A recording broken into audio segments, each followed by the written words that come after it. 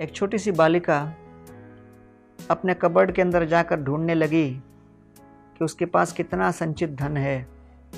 तो pocket money में उसको कुछ 10.5 रुपये मिले। भागी भागी दवाई की दुकान में गई और कहती है, सर हमें दवाई खरीदनी है।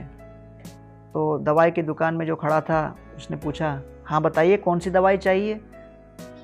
वो कहती है, मुझे चमत्कार खरीदना है, 10.5 रुपये में मुझे चमत्कार दे दो। तो बोले, क्या बोल रही हो, चमत्कार नाम की तो कोई दवा है नहीं, क्या मांग रही हो तुम।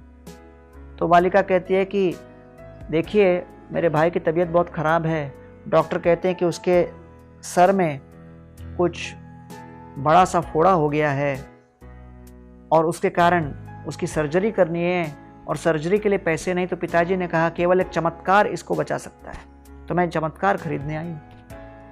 तो उसकी बातों को सुनकर बगल में खड़े हुए एक सज्जन ने कहा, अरे तुम्हें चमत्कार चाहिए, मैं तुम्हें अपने साथ लेके चलता हूँ, लेकिन कितने पैसे हैं आपके पास।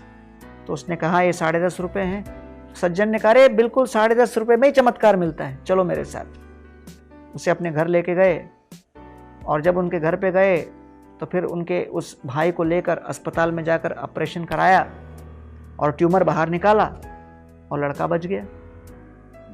तो माताजी बैठकर कह रही थी अपने पति को कि देखिए हमारे पास धन नहीं था, इसके ट्यूमर को निकालने के लिए कोई अवस्था नहीं थी, व्यवस्था नहीं थी, लेकिन फिर ये पता नहीं कहाँ से डॉक्टर आ गए और उन्होंने मुफ्त में निःशुल्क में ये सर्जरी कर दी।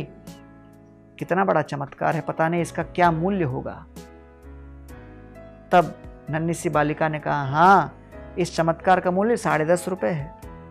जनस्य कृष्णात् विमुखस्य दैवात् अधर्मशीलस्य सुदुःखितस्य अनुग्रहायैव चरन्ति नूनं भूतानि भव्यानि जनार्दनस्य।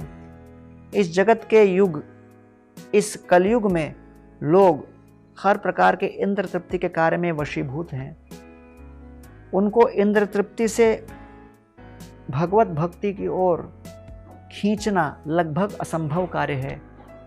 इसके लिए एक चमत्कार ही लगेगा और इस चमत्कार का नाम है कृष्ण नाम, कृष्ण कथा और कृष्ण प्रसाद। इसीलिए महान संत पुरुष विश्व भर में भ्रमण करते हैं भगवत ज्ञान वितरित करते हुए और उनके चमत्कारी प्रभाव से लोगों के चित्तवृत्ति को परिवर्तित कर कृष्ण की ओर आकर्षित करते हैं।